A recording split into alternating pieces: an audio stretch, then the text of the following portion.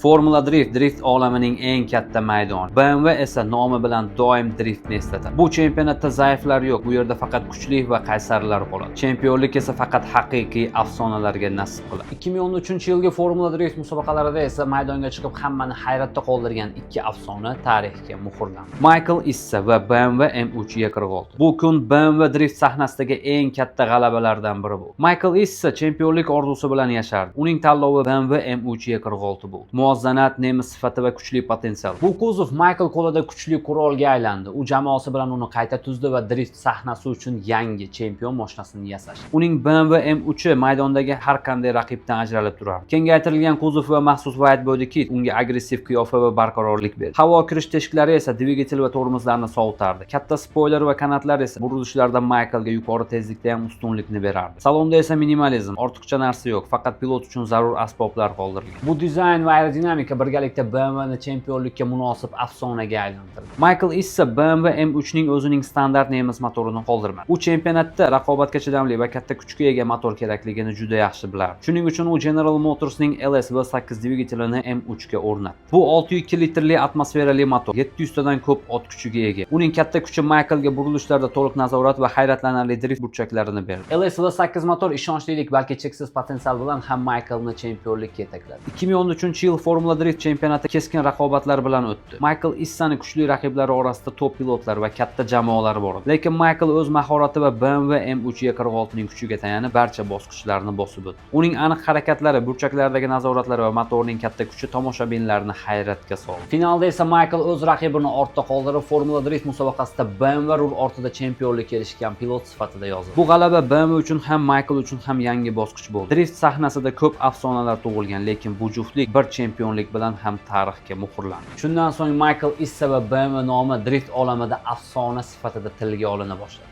Tachkani yomoni bo'lmaydi akalar. Bu videoni drift ishqibozlari va BMW fanatlariga yuborib